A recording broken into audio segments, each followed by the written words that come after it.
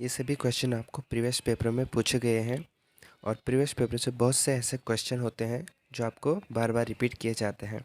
इसलिए आप सभी प्रश्नों को ध्यान से देखिएगा और किसी भी प्रश्न को मिस न करिएगा।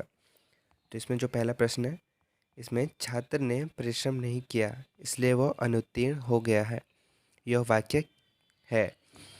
तो आपके ऑप्शन है सरल वाक्य, जटिल वाक्य, संयुक्त वाक्य या निरर्थक वाक्य। तो इसका आंसर आपको कमेंट बॉक्स में बताना है। इसलिए चले चलते दूसरे प्रश्न पे। अंडमान निकोबार में शासन और शिक्षा की भाषा है। इसमें आपके ऑप्शन है बंगाली, निकोबारी, हिंदी या अंडमानी। इसका सही आंसर हो जाएगा सी, यानी कि हिंदी। अगले प्रश्न पे चलते हैं। वर्तनी की दृष्टि से शुद्ध शब्द है। जो पहला ऑप्शन आपका वो है उज्ज्वल, दूसरा है उज्ज्वल और तीसरा है उज्ज्वल और चौथा है जो वो भी उज्ज्वल। इसमें आप वर्तनी की दृष्टि से शुद्ध शब्द कौन सा है वो आपको देखना है। तो इसका सही आंसर हो जाएगा सी, यानी कि उज्ज्वल। प्रश्न संख्या 4। अर्ध सरकारी पत्र के प्रारूप में प्रेषक का नाम एवं पदनाम होता है। इसमें आपको बताना है कि बाईं ओर अंत में या दाईं ओर अंत में या बाईं ओर शीर्ष पर अथवा दाईं ओर शीर्ष पर। जब हम किसी को पत्र लिखते हैं तो हम वहाँ पे जो प्रेषक का नाम होता है वो किस जगह पे लिखते हैं। तो इसमें आपका सही आंसर हो जाएगा सी, यानी कि बाईं ओर शीर्ष पर। अगले प्रश्न पे चलते हैं। ईमेल किस जनसंचार माध्यम के अंतर्गत आता है। बहुत इजी क्वेश्चन है और इसके ऑप्शन सुनिए। श्रव्य माध्यम के, मुद्रण माध्यम के, परंपरागत माध्यम के या आधुनिक दृश्य माध्यम के। तो इसका सही आंसर हो जाएगा आधुनिक दृश्य माध्यम, यानी कि डी। अगला प्रश्न है आपका संबंधवाचक संज्ञा विशेषण का उदाहरण है। आपके ऑप्शन है मौसेरा भाई, तीन शेर, मीठा फल, कड़वी बात। जल्दी से इसका आंसर आप कमेंट बॉक्स में बता दीजिए। बहुत ही सरल क्वेश्चन है। तो इसका सही आंसर हो जाएगा मौसेरा भाई। अगला प्रश्न देखते हैं। जो शब्द लिंग, वचन तथा काल के अनुसार नहीं बदलते हैं उन्हें कहते हैं।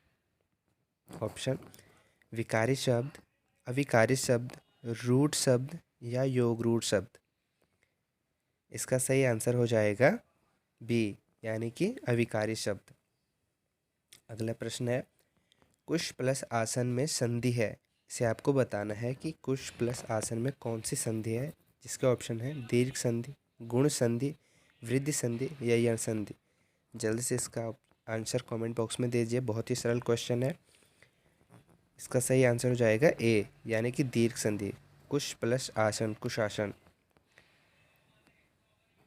अगला प्रश्न है आपका नीलिमा शब्द में प्रयुक्त प्रत्यय है। आपके ऑप्शन है इमा, लिमा, नी या मा। आप शब्द को अच्छे से पढ़िए। नीलिमा, तो इस पे प्रत्यय क्या होगा। तो इसका सही आंसर होगा नीलिमा, यानी कि इमा। तो आपका सही आंसर हो जाएगा ए, यानी कि इमा। अगला प्रश्न देखते हैं। पूर्ववर्ती का विपरीतार्थक शब्द है।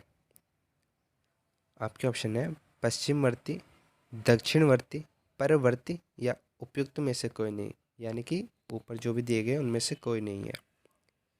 तो इसका सही आंसर हो जाएगा सी, यानी कि परवर्ती। अगला प्रश्न देखते हैं। निम्नलिखित में से अशुद्ध वाक्य है। तो आपको इन्हें अच्छी तरह से पढ़ लेना है और समझना है। तो यहाँ पे आपके ऑप्शन है वहाँ बहुत से पशु और पक्षी उड़ते और चरते हुए दिखाई दिए। दूसरा है देश भर में यह बात फैल गई। तीसरा है बाघ और बकरी एक घाट पर पानी पीते हैं। और जो लास्ट है वो न जाने कितने जीव पैदा होते हैं। तो जीव भी पैदा होते हैं, ये भी सत्य है, सही शुद्ध वाक्य है। बाघ और बकरी एक घाट पर पानी पीते हैं, क्यों नहीं, बिल्कुल पीते हैं। और देश भर में यह बात फैल गई, कोई भी बात फैल सकते हैं। तो ध्यान देने वाली बात है कि वहाँ बहुत से पशु और पक्षी उड़ते हैं। उड़ते पशु कब से उड़ने लगे, यानी कि ए इसका सही आंसर हो जाएगा। प्रश्न संख्या 12। निम्नलिखित में से क्रिया के सही भेद हैं।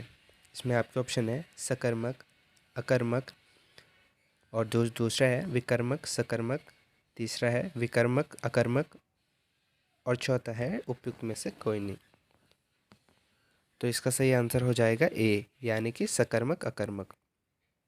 अगला प्रश्न देखते हैं। बघेली किस उपभाषा की बोली है? बघेली किस भाषा की उपभाषा है?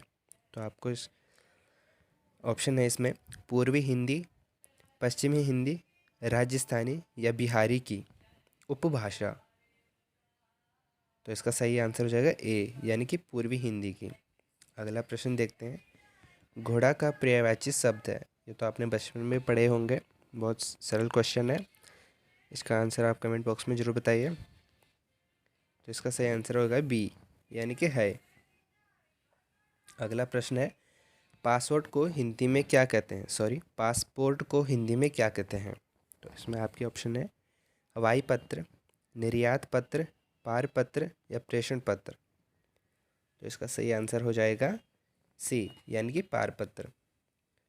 अगला प्रश्न देखते हैं। सूर्यकांत त्रिपाठी निराला जी ने निम्न में से किस पत्रिका का संपादन किया? उन्होंने इसमें से किस पत्रिका का संपादन किया है? तो आपके ऑप्शन है मतवाला, सरस्वती, कल्पना या प्रतीक। जिन्होंने सूर्यकांत त्रिपाठी के बारे में पढ़ा होगा तो उन्हें जरूर ये आंसर पता होगा। कमेंट बॉक्स में इसका आंसर जरूर बताएं। तो इसका सही आंसर हो जाएगा ए, यानी कि मतवाला। अगला प्रश्न है। किसी भी विचाराधीन पत्र अथवा प्रकरण को निपटाने के लिए उस पर राय, मंतव्य अथवा आदेश निर्देश दिया जाता है तो उसे क्या कहते हैं? आपके ऑप्शन जाएंगे निविदा, टिप्पण, यानी कि माफ कीजिए यहाँ पे गलत है, टिप्पणी, तीसरा है विज्ञप्ति और चौथा है प्रतिवेदन। तो इसका सही आंसर हो जाएगा बी, यानी कि टिप्पणी। अगला प्रश्न है। निम्नलिखित में दंतोष्ठ्य ध्वनियाँ हैं। तो इसमें आपके ऑप्शन है य, र, दूसरा है व, ल, और जो तीसरा है प, फ, और चौथा है व, फ। दंतोष्ठ्य यानी कि दांतों वाले, जब दांतों पे हमारी जीभ लगती है। तो इसका सही आंसर हो जाएगा व, फ। अगला प्रश्न है। मनोहर श्याम जोशी की सिल्वर वेल्डिंग कहानी का मुख्य पात्र है।